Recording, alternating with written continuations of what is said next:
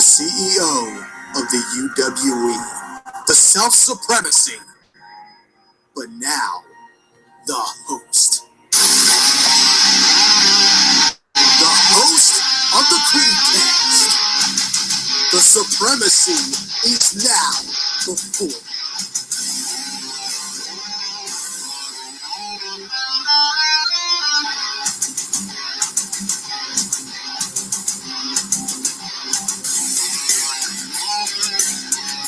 Welcome, ladies and gentlemen. After 4 long months, the CredeCast has returned, and this is your host, the self-supremacy, Everett Creed, and I am not alone because my guest at this time is a man that has been on everybody's mind in the past 24 hours because last night we saw Day Zero and APW has crowned a new heavyweight champion, and he is joining me right now. But not only is he the new APW champion, but it seems like his actions were a bit controversial, to say the least. Help me welcome, also with a new look, Corey Graves. Corey, man, it is. Thank you. Obviously, it is an honor to have you here, the APW champion. But let's just get to the basics. Why? Why did you attack Ron John at the end of Ground Zero and pretty much, I guess the best way to say it is turn your back on the APW fan base? All right. It was Day Zero. You said Ground Zero. That's fine. I attacked Ron John. You know what? He came out, congratulated me. I appreciate the congratulations, and he wanted to take my APW championship that I just won. He was going to vacate it, which I understand. Don't shoot the messenger, but in this case, I shot the messenger. And then I figured, what a better way to make a statement and what a better way to get my name out there as the new APW champion than attack a defenseless man. It's beautiful because people are going to talk about me. Negative feedback is feedback. You have to keep that in mind. And the match was a great match. Hats off to Shavardicus Jackson. But I'm the champ now, and APW is going skyward. Yeah, there's no doubt about it. There's a lot of controversy that was most certainly lit at Day Zero. And like you said, that is the biggest show in the year, and you definitely made an impact, not only by defeating Shavardicus Jackson for the title, but then the actions you've done against Ron John, who is, for those who do not know, the color commentator for APW. And it definitely was a moment that stood out. And I got to ask now, how exactly did you feel? Not so much about your actions afterwards, but going into Day Zero, like, you had those moments, you had those words that did you know previously the entire time that you were going to still hold on to the APW championship, or was it just a change of heart right at the heat of the moment? It was a struggle between, if we're going to speak like this, it was a struggle between two versions of myself. I went in and I needed a win. I announced that I was leaving. That was bullshit. That was just a load of crap that I fed everyone, and they bought into it. And then I do the match with Shavardicus, and I'm thinking, this feels different from when we were doing Fright Night. And I just felt like I had a lot of an edge against him. I hit a lot of moves that I've never even attempted before. I hit things like a jackhammer. I hit Chris Payne's crazy train. I hit an Afro shock. I hit an Afro shock. And while I did all these different maneuvers and techniques that I haven't used before, I just felt I can't lose right now. I'm not going to lose, and there's no way I will. And after I had that championship, after I picked it up right after I won it, that's when I realized that I'm not leaving, and I'm not giving this up. This championship is mine, and I'm not losing it. I don't plan on losing it at all. When APW ends, that's when my title reign ends. That's a very strong statement. I mean, because you see a lot of people, whether it be BYW or any art of wrestling, when they announce their retirement, most people stick to that word and they kind of just ride off into the sunset. I mean, the two best examples that everybody knows about is Ric Flair and Shawn Michaels. You know, it's kind of like one of those, I made my word and I'm going to leave. You didn't exactly do that, and definitely caught the attention of a lot of people. Yeah, last night it was, I don't want to say it was surreal because I know it was real. I know it happened. It didn't feel surreal. It felt different. The atmosphere is like an hour after day zero was finished. We didn't stream it, but an hour after it would have been done streaming, I felt that the people who were watching felt something different. I was getting congratulations tweets. I was getting reaction tweets. I was looking at comments on the video and all this stuff. And stuff still coming in every now and then with reactions and how people feel about it. And it's really great just seeing the attention that not only I'm getting, what Day Zero is getting. I mean, people were freaking out over the entrance of Jason Walker. I know you saw it, and yeah, I know your feelings on it. And if you haven't checked out Day Zero, you have to do that. Jason Walker's entrance was absolutely unbelievable. But without getting off topic, it almost felt surreal, but I knew it wasn't because this time is mine. I'm not trying to quote John Cena, but my time is right now. Yeah, that's a good way to put it. Our first question is actually from Maria Excellence, now known as Maria's Destruction. What was the best and the worst part in your inner fan eyes from Day Zero? So I guess if you were watching on as a fan, what did you enjoy the most, and what do you think what would you like to have seen be different, a different result, as you could say, at Day Zero? Well, I'm going to be my own worst critic here. The start of our championship match, I felt that it went a little slow, and it could have done a lot better. It took a little bit to pick up, but once it picked up, I really enjoyed it. And another thing is, if you didn't see, the first ever outsider to be on an APW show, Joe Cool was there. And I know Joe Cool, he was being an ass on Twitter last night, but that's regardless.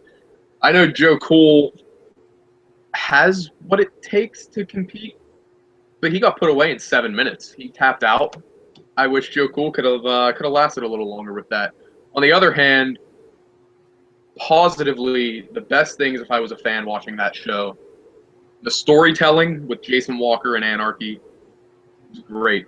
I don't care if this is behind the scenes. I recorded the match, and there were moments when I was recording it when I just thought, that's a highlight moment. That's a defining moment of either this guy or this guy. And then you obviously have the entrance. You have all of Jason's awesome moves that he does. He's using a new finisher now. It was a great match. And then obviously the defining moment for me as a fan, if I'm going to be a little biased with this, was after I won the title, I beat up Ron John deservingly, and he was rushed to the medical facilities, and that just made me very happy. Yeah, that's, like you said, a statement made, and some people will not understand that because, well, they think they're humanitarians, and they realize, why are you going to attack a defenseless man? Me, I see it as you got to do what you got to do to get over. And if it comes at the means of a play-by-play commentator, then let it be done. I mean, to be honest, I'm kind of upset because I wish I did it first. I would love to have taken out Dale Peppers any day of the week. So, to be quite honest, I can't say I'm very mad at it as far as you taking out Ron John, but that's, definitely a statement made. Another question from Maria was, where's Drew Hood? Drew Hood is actually, from what I'm hearing, he's actually having some brief meditations with his, I don't know what to call it, his higher power. He's going to be in about 30 minutes, about 9:30, I think he said. Yeah, he's going to be on around 9:30 Eastern time, so that's about 20 minutes from now. So he'll be joining us in a little bit. And we also got a question from Big Time Mike, who is watching the CredeCast right here. Corey, you've gone through Shavardicus. How are you going to get through Shavardicus and Thomas Gray? Yeah, there's obviously an imminent rematch with Shivardicus. He lost the title. He's going to want a rematch. Then Thomas Gray won the #1 contender match. So I don't know how that's going to play out, whether it be I have 2 1-on-1s, a triple threat, regardless. I'm going to do what I can. Triple threat. I haven't had too good of a past with multi-man matches. Fun fact, I am 0-7 in matches involving more than 2 people. I'm 0-7. Two matches to mind. 2 matches come to mind when I think of Corey Graves in a triple threat. And one of them is No Resurrection 3, where you took on Chris Payne and Jason Walker. And the other is what happened at Best in the Yard when you took on Ecstatic and Cameron Jackson. So right now, triple threats are not exactly into your favor. So I'm sure you're probably hoping for a one-on-one rematch against Shivardicus and then being able to get a one-on-one match against Thomas Gray. That's what I'm hoping for. And I can hope for the best, but I don't know how things are going to play out. But regardless of what happens with that, whether I'm put in a triple threat or 2 one-on-one situations, I'm going to do what I can to pick up the win. A triple threat is a no disqualification match by default. And that, I don't want to call myself a hardcore guy or anything like that, but I feel most comfortable when I'm able to use other things like a weapon, or I'm able to be on the outside for more than 10 seconds or 20 seconds with APW rules. But also with a one-on-one, I have a pretty good pass with one-on-one matches, other than the past 4 months when I had that little losing streak. But yep. There's a question now. Well, we're firing questions out here. We actually got a question from Ustalo. I have a random question. We got 2 other questions followed up by J Joker Designs and Maria. This is Ustalo's question. I have a random question. There was an anonymous at day 0, and UWE has an anonymous as well. Are these 2 working together in some way? Are they the same? Are they different? Explain.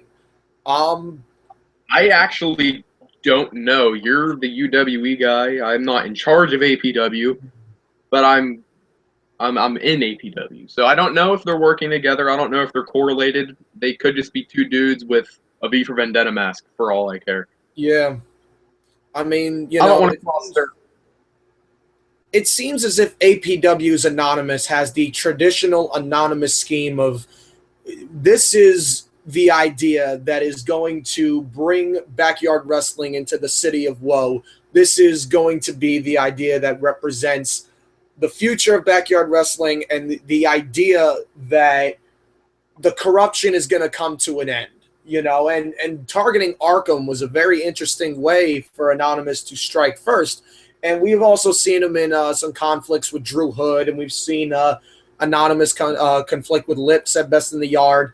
But it really seems right now that APW's Anonymous represents the traditional trend, I should say, the common trend right now of the anonymous press, the anonymous idea, where the UWE's Anonymous is kind of a little more questionable because it's almost, I don't want to say he's a, what's the word I'm looking for? Almost like a poser or a fake, a phony, but it seems like there's something more corrupt. Like, Anonymous is, we have the idea, we are Anonymous, where Anonymous back in UWE at Abomination was kind of like, I'm looking to be my Anonymous. And I'm like, that's not really traditional there.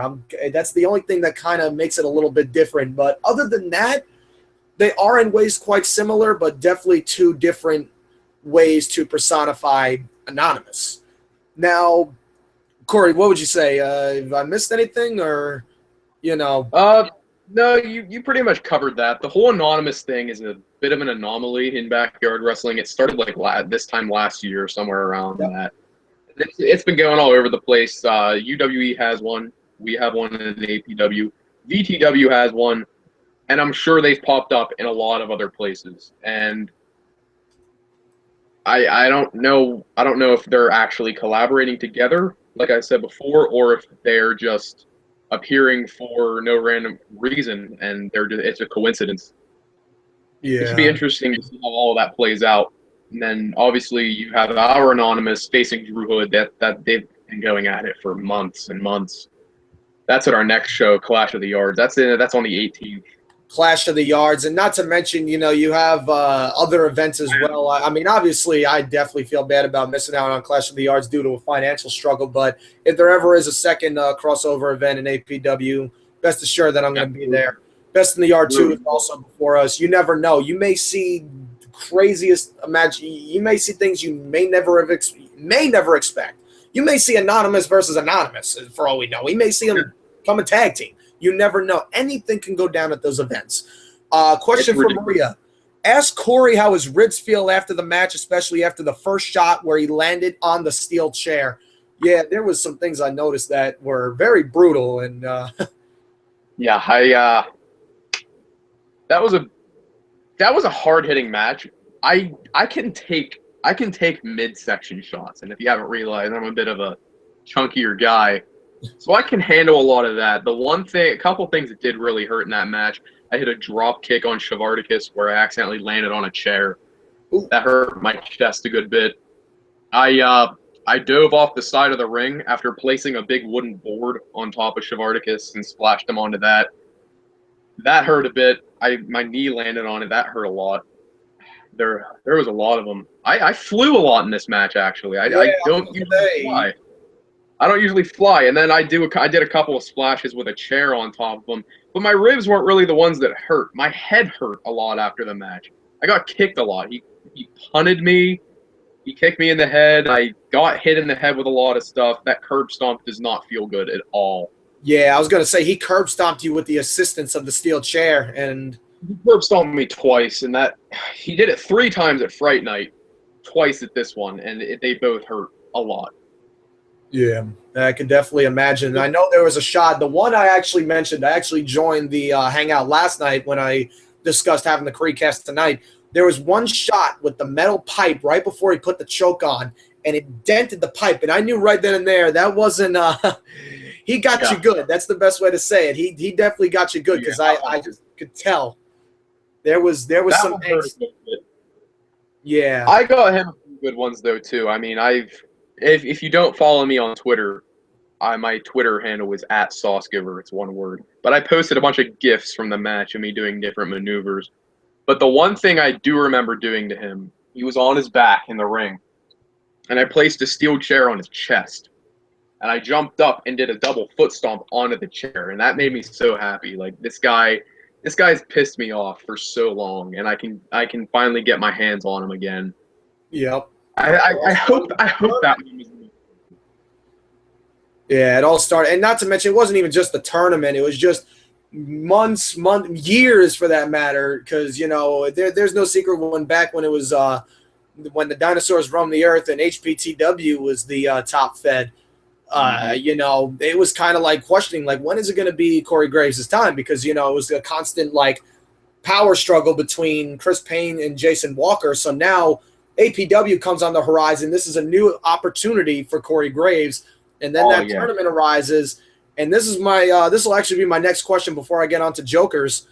All of a sudden, this new buck named Shavarticus Jackson comes in, and I wouldn't say robs you of the opportunity, but definitely snatched the APW championship and eliminated that possibility at the time being of Corey Graves being the guy. So I definitely had to wonder, because for the past couple of months, the latest APW episodes, I was definitely noticing that you had some sort of uncertainty with yourself in a way where it's kind of like you almost had the two shoulder angels, like you didn't know what to do. And what was going through your mind after Fright Night where Shavarticus defeated you to become the champion?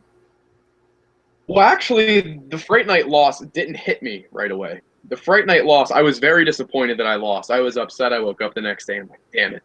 But right after Fright Night, I was focused, best in the yard. I have to win this match. It doesn't matter if I have a championship. If I win the main event of best in the yard, that's even better than having a championship.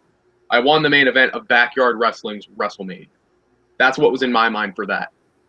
And then I lost there, and then the backlash of both losing the APW championship and best in the yard hit me. And I think that affected my confidence a lot. And that caused me to not be able to win at the FBW tag match, the 3-on-3. I lost to Anarchy. I lost to Arkham. I lost to Thomas Gray. The losing streak sucked, but I want to say I collaborated with myself, and I was able to talk myself into being confident again. I was getting ready for this match with Shavarticus after I don't know how I got the championship match. I asked for it, and I tried to get the title match. You're like head games, telling me he couldn't beat me and all that, and he gave me the match, and I got the match, and I ended up winning, and it's a great feeling to be the champion. So now all those demons that haunted me are gone. They're long gone. I don't have to worry about them anymore. All I'm looking forward, I'm looking at the future. I'm looking at Clash of the Yards, Gremlin City Street Fight with Cameron Jackson. I'm looking at our October show, Hellfire.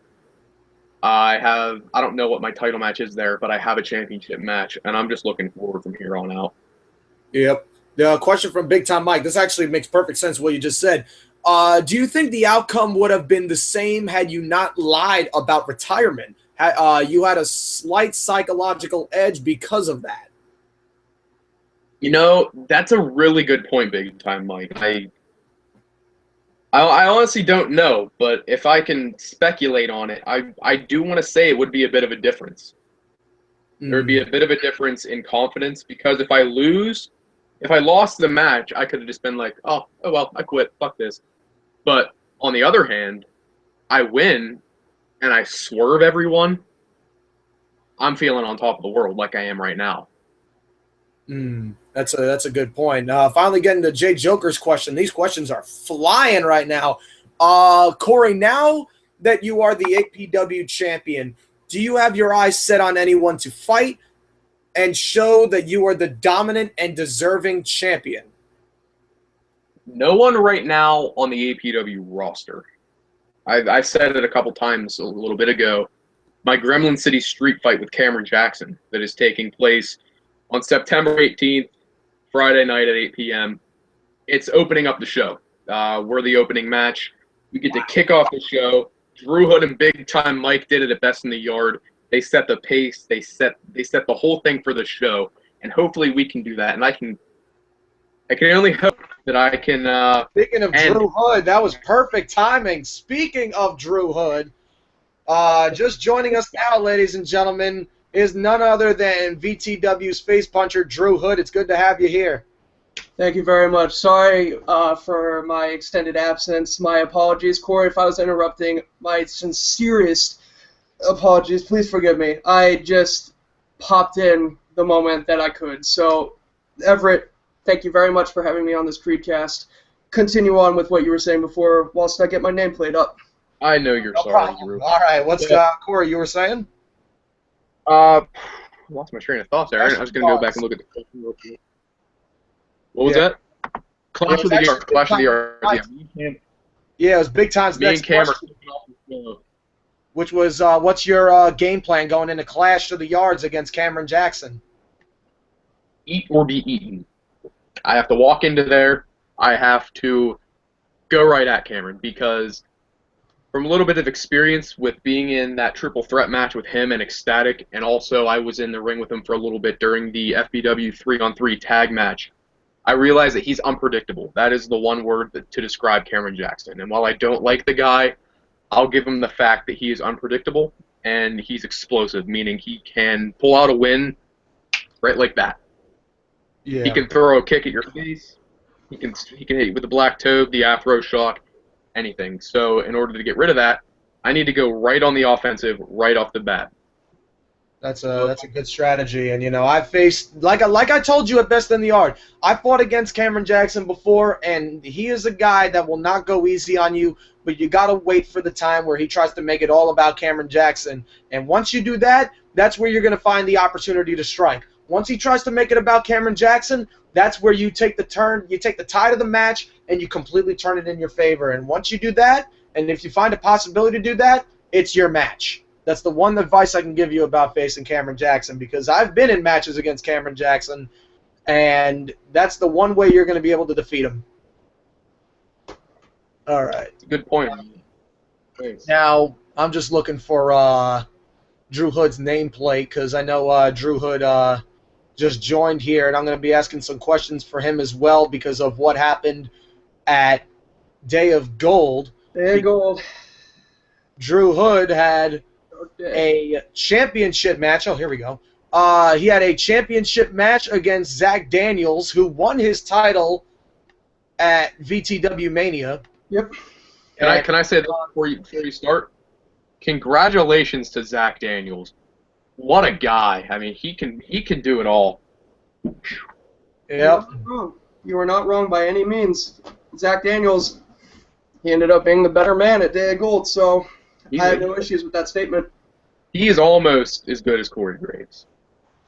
Oh, boy. And the shots we get fired, ladies and gentlemen, only on the CredeCast. Drew, I don't know. Did you get that? Let me see. I get the name. Drew, I'm sending you the nameplate right now, actually, so don't you worry. Oh, wait. Nope, that's the link to the... Hang on one second. Hang out that I'm already on. Oh, you got a nameplate on there? Well, Drew, I may as well come with the question right now. Okay. I DM'd you one on Twitter just in case. Okay. I mean, you had a clinic against Zach Daniels, but as it seemed, the foot was on the rope. What's your thoughts on the situation? Okay. So let me start by saying that Zach Daniels is the greatest wrestling opponent that I've ever faced. It blew my mind that I was in a world title match, and this is only my seventh month, I think, of being a VTW wrestler, and I've got a World Heavyweight Championship match. Now, going into it, a lot of things were putting pressure on my mind. The fact that he snuck attacked me at the end of Summer Blast at the last show, and then he goes on and on in this interview about how, my higher power is fake, how I'm not even a good wrestler, how I don't even know how to stand with them and stand toe-to-toe and be a wrestler. Well, I've actually gotten the accusations that I was not a good wrestler, and I took all this motivation, and I just threw it into this match, and I threw about almost everything I had at Zach. Now, after having the best wrestling match of my career, I put him away with my variation of my finisher, and it seemed that I had him pinned. Unfortunately, Avery, the boss man, was taking pictures of the matchup, and he brought it to the ref's attention that Zach's foot was under the bottom rope. And the pin did not count, and Zach ended up retaining the championship after a nice little low blow, wonderful gift, and a hangover. My thoughts? He outsmarted me. He basically out-wrestled me. And he maneuvered and weaseled his way out of that matchup. But Zach, you are still the champion. Unfortunately, I see a problem with that. And unfortunately for you, Sinner, I still got my eyes on the championship. There you have it. That's a lot of animosity yet to build. There's a couple questions in here now also. Could we get TJ Sakara versus Corey Graves? That was asked by Jared Bowden. Corey, you want to some insight on that?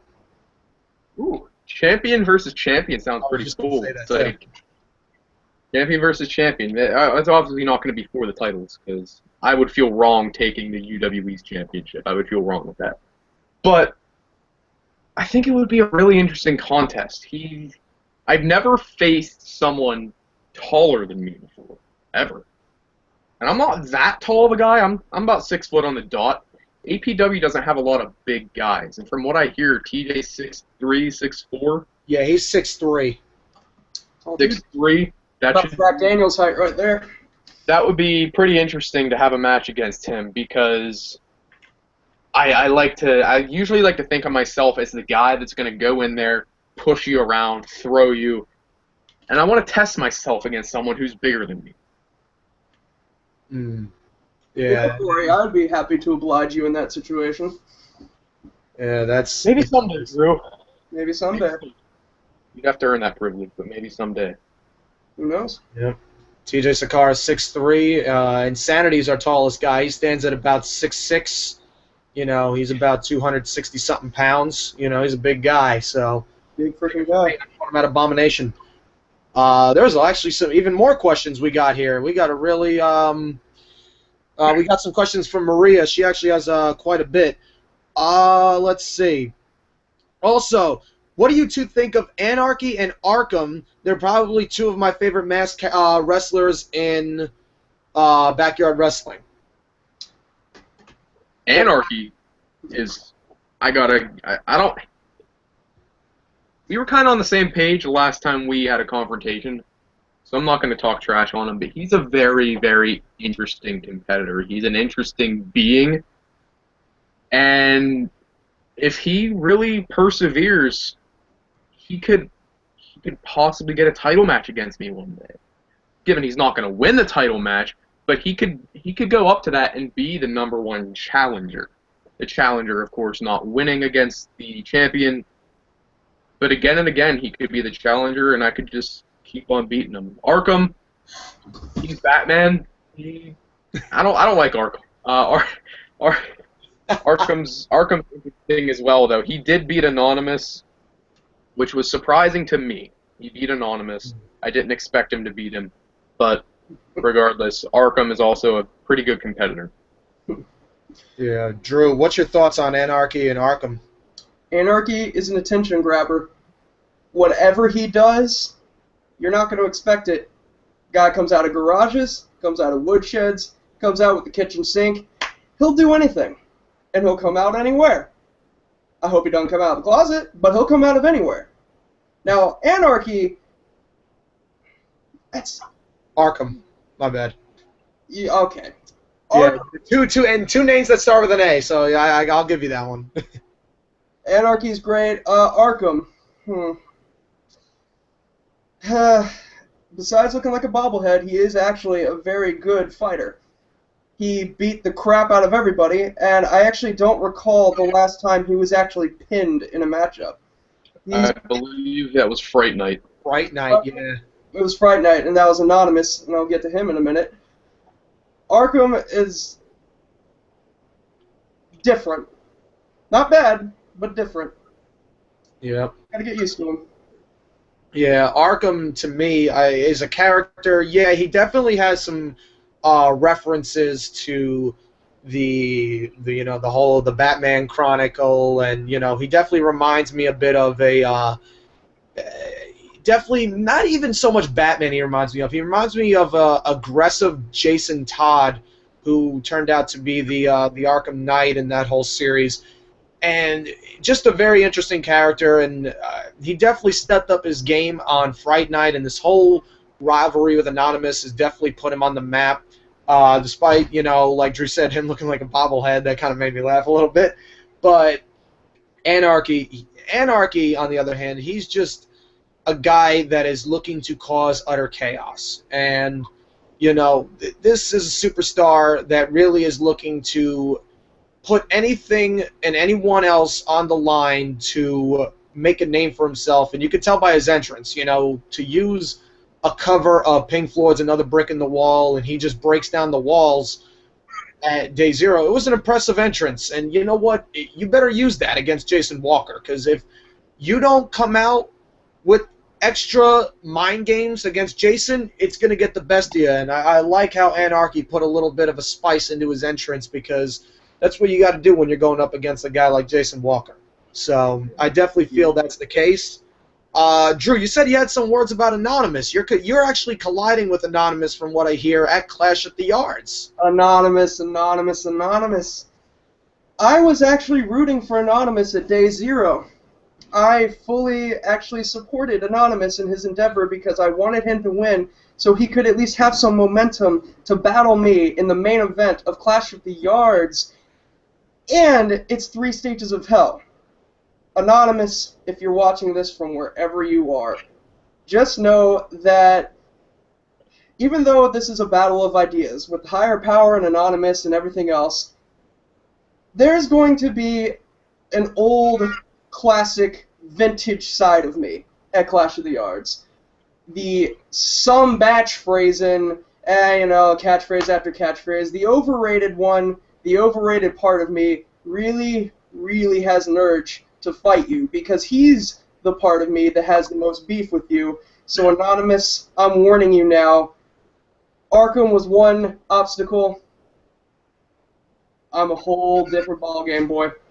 And I'll see you at Clash of the Yards. Yeah. Oh, this is an interesting question here. First off, actually, I'm going to get to Usulos because this really caught my attention. I almost want to see Revan versus Arkham, just because it's Star Wars versus Batman, LOL. It's good. That's an interesting match right there. I never picked up on that. Arkham versus Revan. Wow. You know, I'll say this. I would love to see that go down sometime, but I don't know about Best in the Art because I'll be honest with you. I think it'll be very interesting if you're in a car with Revan for about a half hour. It's quite a ride. 9, 12. From what I hear, he talks. Oh, he's a talker. He's a talker. So, but you know what? He's one hell of a guy, though. You know, we had a good talk today. You know, he's a really cool dude, but yeah, he's definitely very passionate about the character. So I got to give him 110% credit on that. And he's going to be competing this Tuesday night in All Out Survival. And someone did ask me about what is, Moxley from WKE. Any tricks up your sleeve for the Survivalist Coliseum? I just got to say, why would I tell that to you right now? Why would I give up my strategy right now to give anyone else the open eye? Why would I reveal my secrets? Because then it's not a secret anymore. So I'm not going to tell you what my plans are for the Survivalist Coliseum because reason number one, people are going to be watching this and they're going to realize my game plan. And then if I have a plan B, they're going to notice that too. And reason number two, I don't think you're worthy of knowing my secrets. So, know about that. Bombs away. Know about that. Now, on to the next question from Mark Williams. Corey, what made you come up with the idea to fake your retirement? Partially was me getting the title match. I came up with it, and I told Shavardicus Jackson, making sure he would know about it, so I could get my one last match, and he would obviously be in a title match again if he lost it, because I said I was going to vacate it and leave. It would have been Thomas Gray versus Shavardicus Jackson if that would have been the case, but it's not the case. Another part of it was because I knew going into the title match that if I did do that and I didn't leave and I did the swerve, that it would give me an edge because I know that I have to win in order to do something else. Winning wasn't the ultimate goal. The ultimate goal was getting that point across and getting my name out there. Winning was a big goal. Don't get me wrong. That championship is very, very important to me. Corey, I hate to chime in here. I hate to pipe in, but faking a retirement, it's smart, clever, bit manipulative though, don't you think? Yeah, sure. Don't you think that under different circumstances you might feel better about winning the championship? Maybe winning a #1 contenders match, maybe defeating Thomas Gray to go on to the main event at Day Zero. Do you feel like you're actually fulfilled in winning that championship? I hate to take your interviewing job here, Creed. I'm just very curious. Oh, no, Drew, you bring up a really, really good point. It feels just, if not better, it feels just as good because it wasn't, I can persevere. I've done it in HBTW, scratch, claw, pull my way. I walked into No Resurrection 3 as the HBTW champion. It's true. But on this part of it, with me, as you said, manipulating and getting my way to the title in like a backdoor kind of way, it kind of involves smarts, not only willpower, strength, all of that stuff.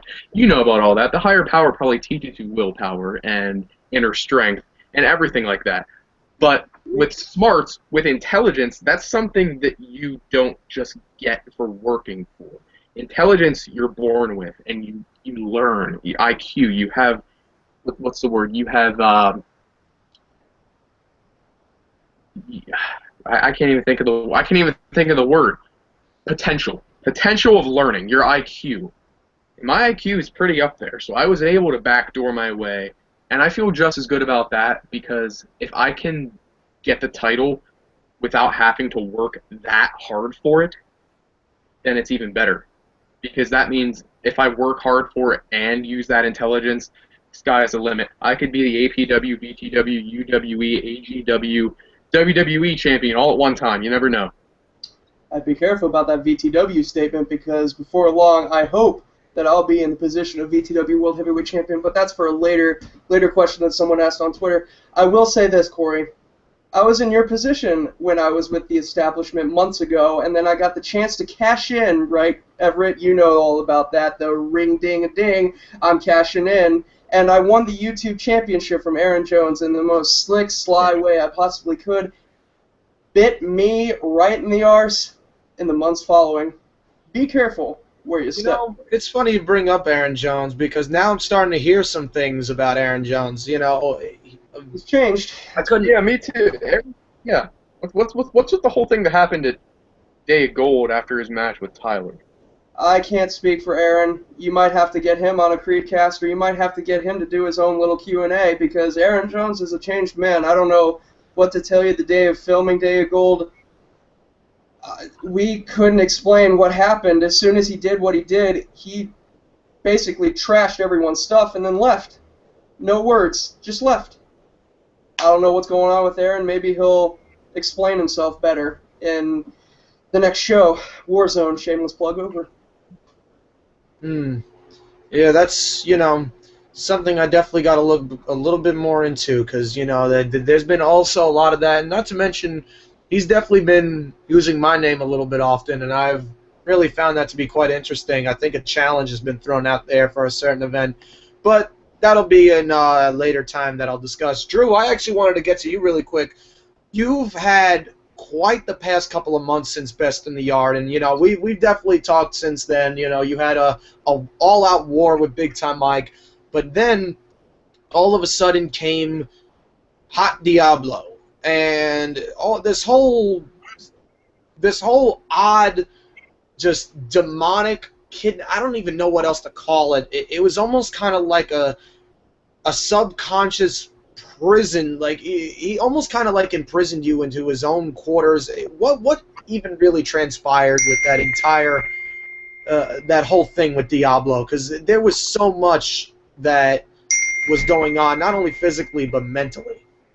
Well, my match with Diablo happened at VTW Outrage because I didn't have an opponent. I was advocating. My apologies, had a little bit of a mini stroke there. Advocating for a matchup for weeks leading up to the show. Didn't get one until the opening segment, in which Diablo was making very intimidating advances towards the boss man. And if you know me, I'm very loyal to those who have done good for me. Avery brought me into VTW, so there was no way that I was going to let Diablo get near Avery. Now, the match that happened,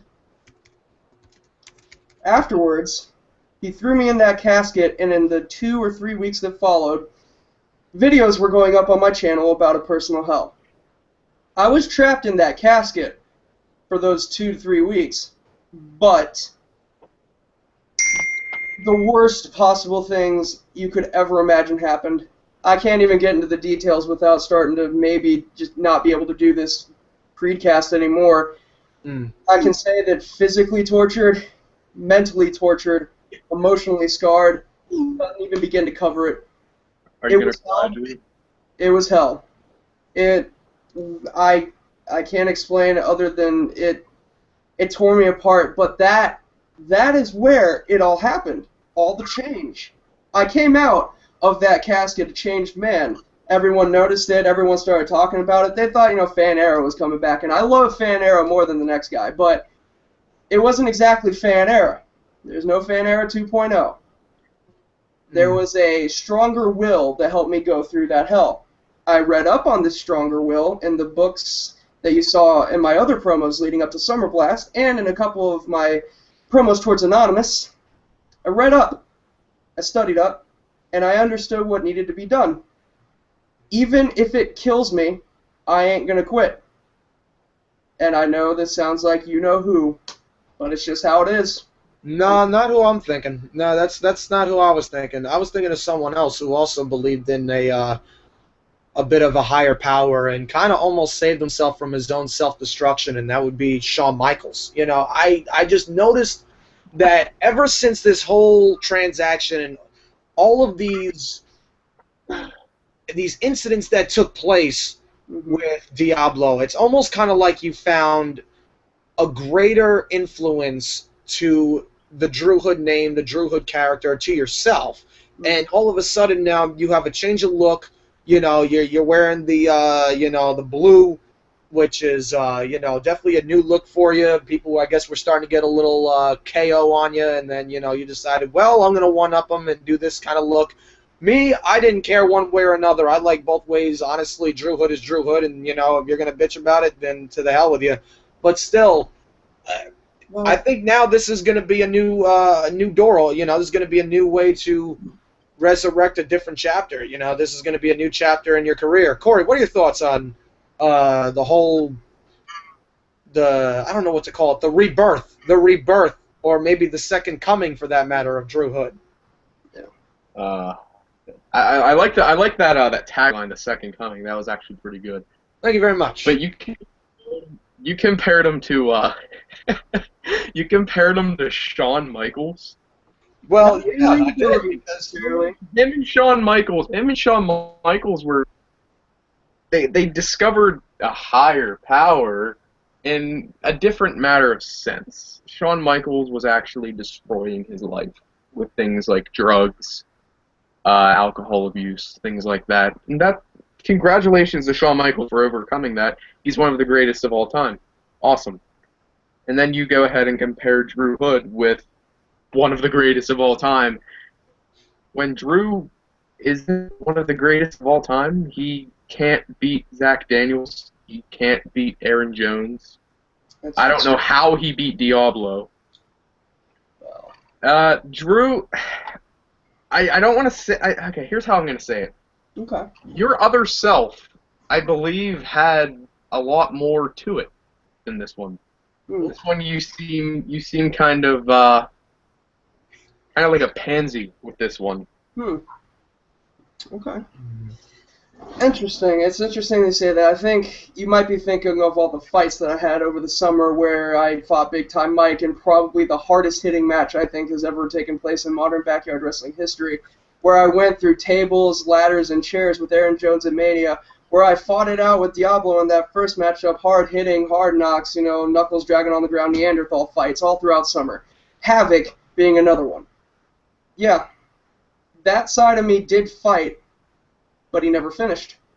He always lost any fight that he started. Every single time.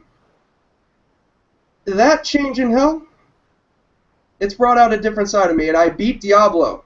Now, did I lose to Zach? Yes, on paper it says I lost to Zach Daniels, but it's going to sound cocky, but I know that I had him. I had his number there at the very end.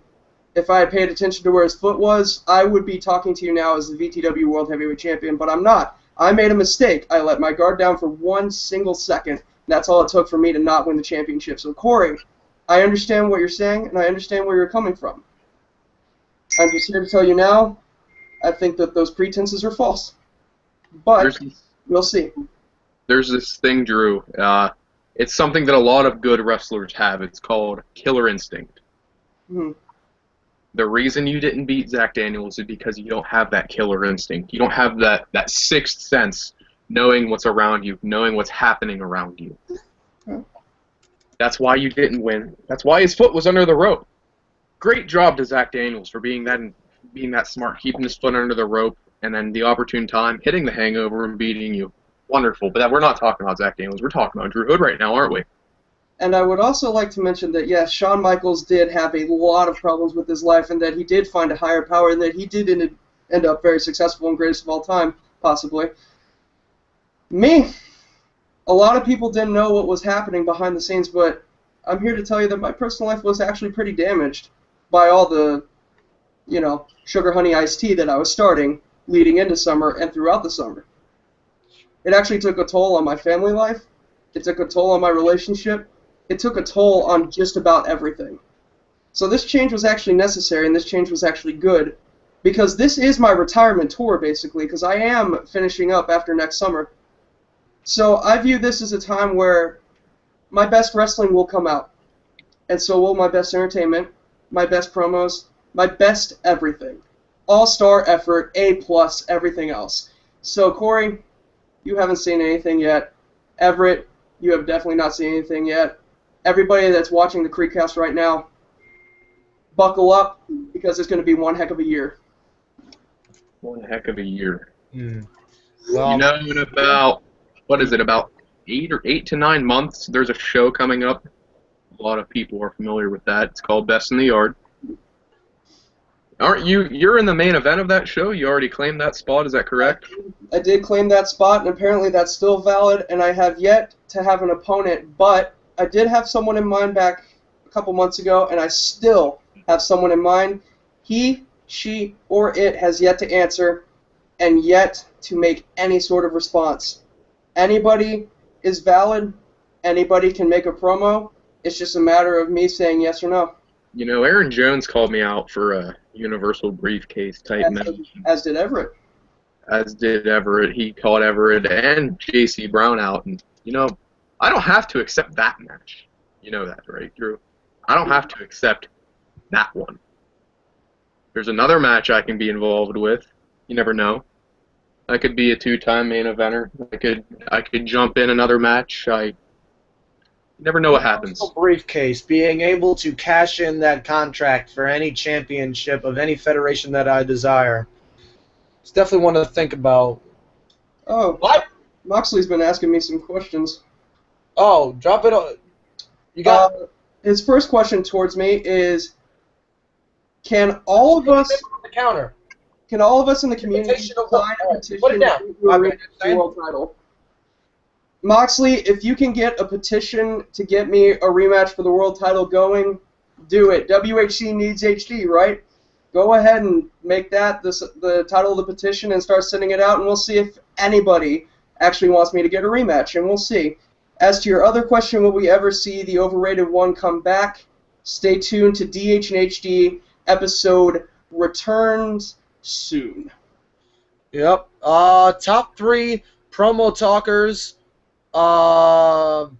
This is actually a question from Maria. Very interesting. Top 3 promo talkers in BYW. You all can answer. We'll start with Corey Graves. Top 3 promo cutters. I'm not going to put this in any sort of order. Big Time Mike is on that list. Without a shadow of a doubt. Big Time Mike is on that list. Much as I don't like the guy, Cameron Jackson is also probably on that list because you never know what he's going to say. Every time he opens his mouth, you go, he did not just say that. So I'd put him on there. And the third one's either... Man, it's tough. The third one... There's a lot you could think of. You could think of Everett Creed. Everett Creed, he's putting up an amazing CredeCast right now. Great interviewing, asking great questions. But then there's others. Another person people overlook is Aaron Jones. He's really good at it. Sure. Aaron Jones is very good. Drew, I don't want to say promo. Your DH and HD episodes are very good. So I'll go Cam, Big Time, and Everett without any order. All right. I appreciate that. Drew Hood. Now, I'm going to go ahead and place in 3 different kinds of genres. You have the entertainment, you have the down-to-it basics, short, sweet, to the point, and then, well, for the third one, you would have just podcasts. Entertainment-wise, I think Big Time Mike and Cam Jackson are tied in that category. I would say someone who knows how to cut a promo and get the point across in, as many words. Honestly, and I know this is going to sound very shocking and strange, I consider Zach Daniels one of those men. I consider him a very underrated promo guy. He knows exactly what to say, how to say it, and end his promo short, sweet, and to the point. Podcast-wise, Everett, sir, no arse kissing going on here. CredeCast is very professionally done. So I would have to say every Creed. Thank you very much.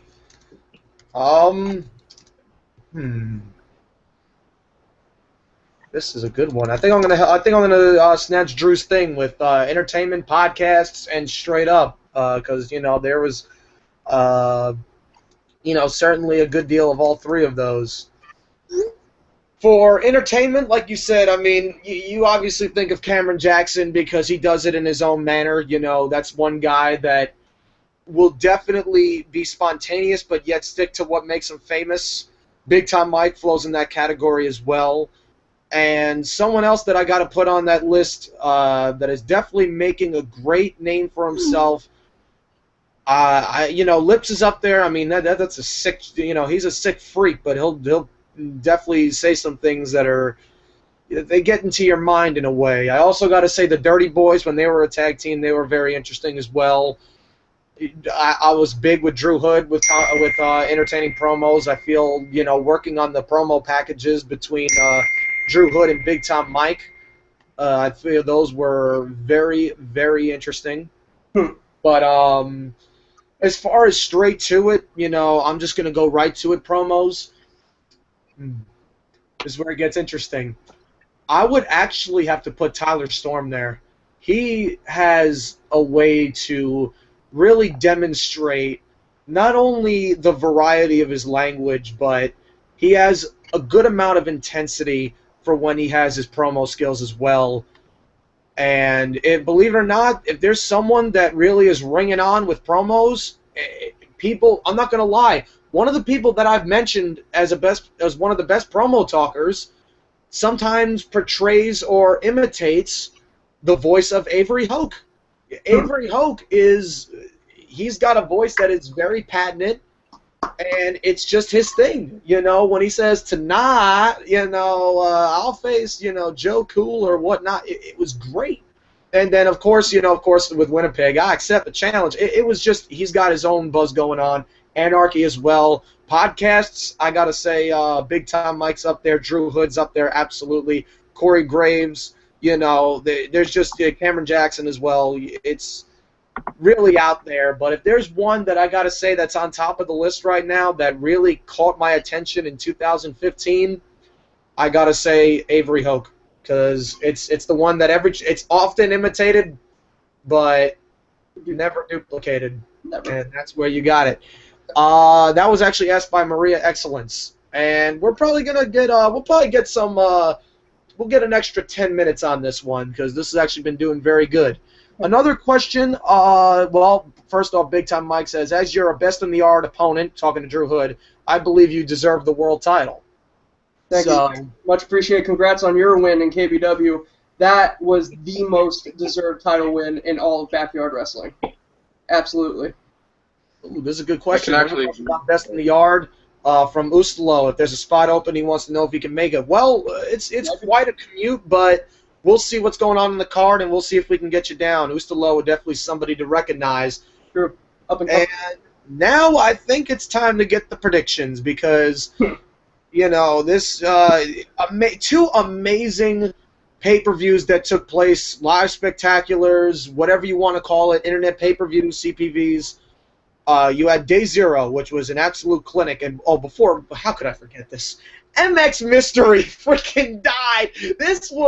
I'm sorry, I gotta step out of character for a second. That is gonna be a fucking bitch to what? That was just insane. I was watching this with Ace Whistler, who is the head of Jake Joker Designs. Best picture guy in the business, hands down, also. Yeah. Shout out to Jake Joker. We were watching this match. Demonic X makes his return. And I'm like, this is going to, as JR used to say, business is about to pick up. But little did we know that MX Mystery was going to be bushing up the daisies because I'm thinking, I see the pan going into his skeleton. It comes out. I'm like, uh-oh. And I noticed that there's not much life inside the suit. And I see Demonic X literally carry him, dragging him up the stairs. I'm like, and where is he going? and I see the balcony. I'm like, if I see a freaking body fall from the if I see a fucking body fall, I'm gonna cry. And the next thing I know, this motherfucker hangs with us. Oh, that was great. That was probably one of the most original segments that I have ever seen in Backyard Wrestling, was MX Mysteries hanging, and it was good. Drew, what are your thoughts on that? Because that was... All right. I cried. Speaking from I watched it, I had tears flowing out of my eyes. You made tears come out my face, APW. I was crying. It was phenomenal. Like we said about Avery and his promo ability, it's never going to be duplicated ever again. But I will say that something concerning to me is that there is now a fascination with people getting hung. We got MX Mystery getting hung over the balcony. We had Aaron Jones hanging Tyler Storm. We have a Hangman's Death match with Daisy and Jason Walker. Seems like a lot of people are starting to like the noose, and that's not good since racism seems to be back on the rise. Uh-oh. Yeah, there's a lot of it's a good way to put it, Drew. Corey, let's hear it from one of APW's finest, the champion now, I should say now, because Corey Graves won the APW championship last night at Day Zero. What were you thinking when you were in the locker room? And you were setting up for Gorilla, and then all of a sudden, you're in Gorilla, and the next thing you see is MX Mystery's body just hanging along, and what was going through your mind?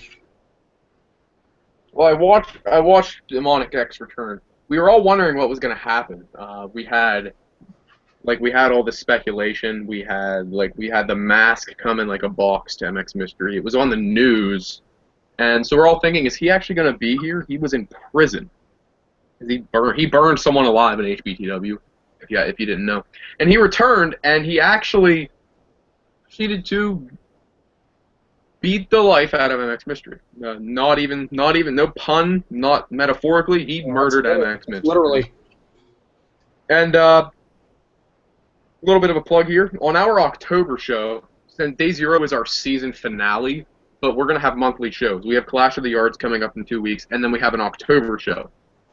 The October show, I am kicking off the show, and I'm going to be having I'm going to be hosting a eulogy for MX Mystery. It's going to be a very heartfelt speech. I recommend going and watching that when it's released. And then Clash of the Yards is going to be a great show as well. I'm going to plug the card here real quick without anything else happening. The opening match, Cameron Jackson versus myself in a Gremlin City street fight. That's going to be a hell of a fight.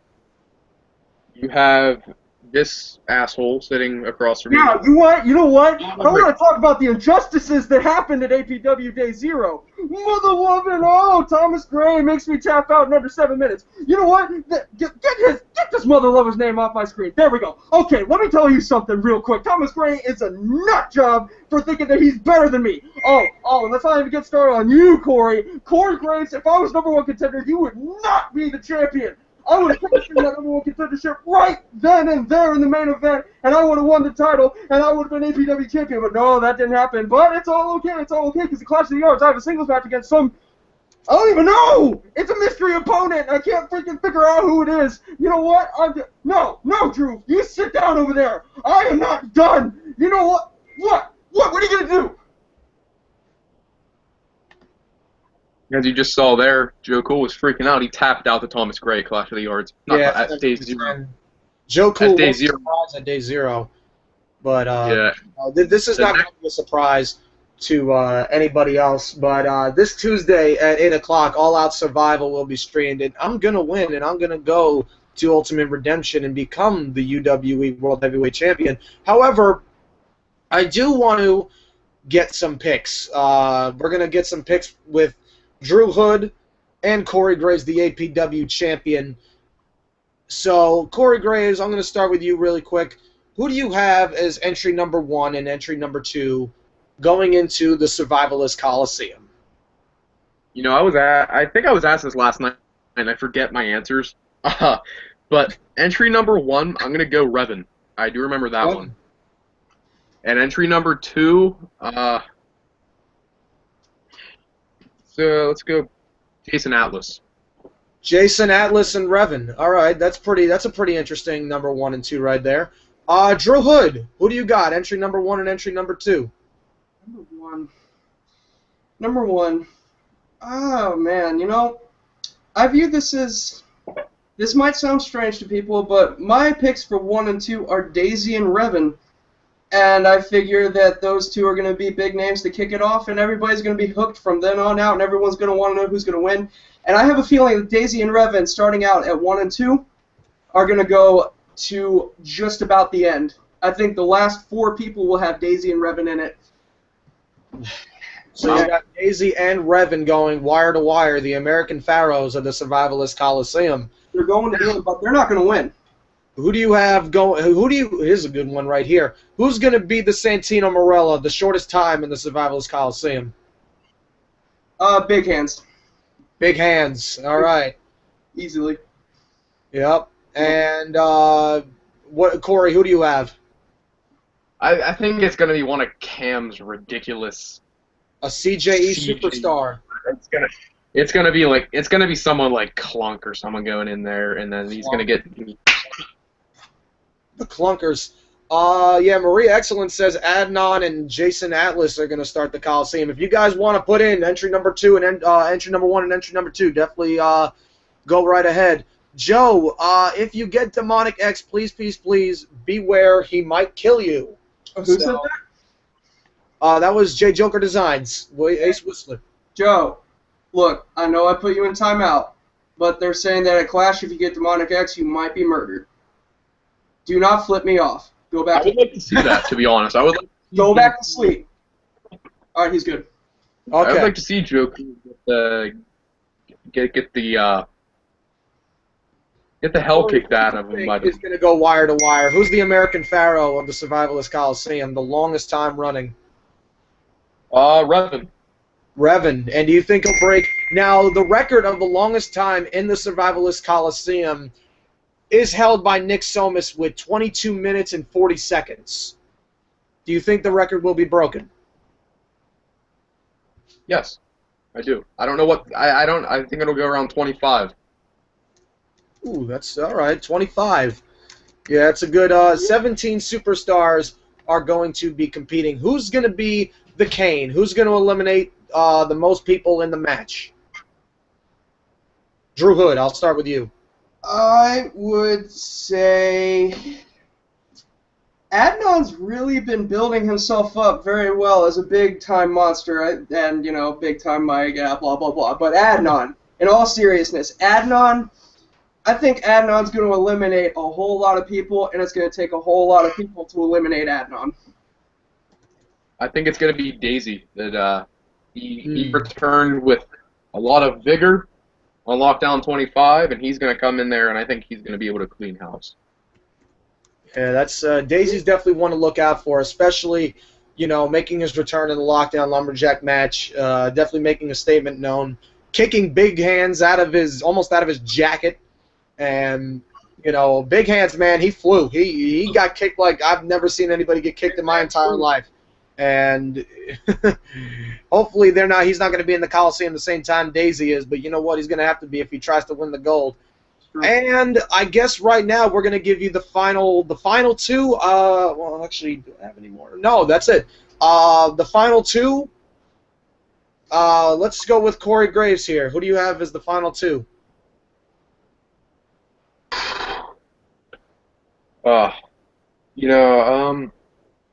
Final 2, I'm going to go Rios and Creed.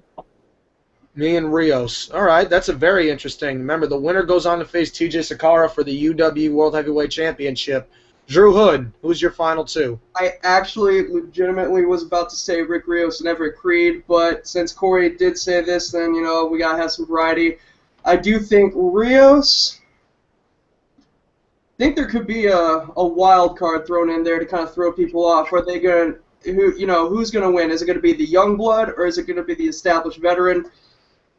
I would say Rios could face off with a guy like Revan. Rios could face off with the guy like Surprise of the Night, could be Jason Atlas in the final two. You know, could be anybody. But I do think one established position at the very end is going to be Rios is our savior, Rick Rios. Do you have Rick Rios winning the Survivalist Coliseum? With the momentum that man has been building up, I'm going to go ahead and say Rios will win the Survivalist Coliseum. And will he go on to defeat TJ Sakara at Ultimate Redemption for the heavyweight title? For that, really got to use the noggin, because I honestly, no idea. But what I will say is that Rios and Sakara are two dream opponents of mine. We should advocate to get me in that match if it happens, and I'm totally kidding. I think TJ Sakara might pull it out and defeat whoever it is, may win the Survivalist Coliseum and walk out of Ultimate Redemption as the UWE WHC. There you go. Corey Graves, APW champion. Who do you have winning the Survivalist Coliseum and going on to main event Ultimate Redemption?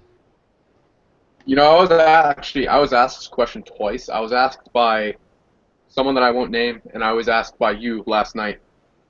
And last night I said to you that I thought Everett Creed was going to win. You were going to find some tactic, some brilliant way to pick up the win in the Survivalist Coliseum.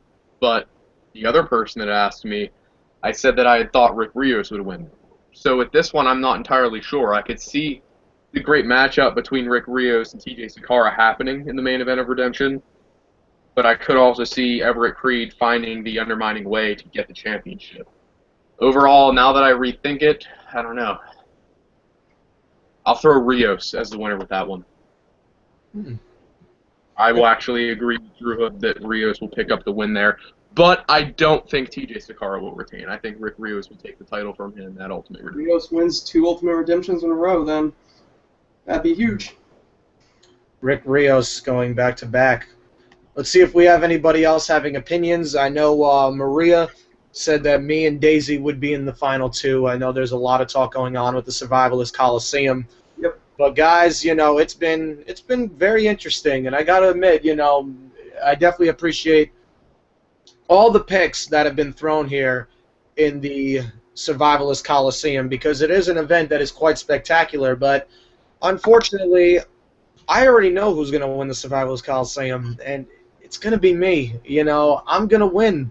I'm going to eliminate 16 other superstars and go on to main event Ultimate Redemption, and then I'm going to beat TJ Sakara and become the UWE World Heavyweight Champion, as being also the Chief Executive Officer of the UWE and the host of the CredeCast. That's a lot of power. You know, you come to think of it, that's a lot of power. It makes me think of, you know, people that are going to really be throwing out the name Everett Creed. You know, who's gonna be the one to call out the self-supremacy? And it just so happens that Aaron Jones was one of those people. And with all due respect, Aaron, there's been a lot of controversy surrounding the name of Aaron Jones. The blackout, if you don't mind. Just let me take down these push pins really quick, because I just happened to receive some information. And the question is why? Why would I go on to Best in the Yard if I'm already the best in the yard? Wouldn't that make sense? If I beat anybody that steps in that ring, come all out survival, and then go on to face TJ Sakara for the title, win, I run the show, I am the show. Aaron Jones, your word means nothing to me. So as far as I'm concerned, thank you for joining the CredeCast. And at Best in the Yard, my answer is no. Good night, everybody.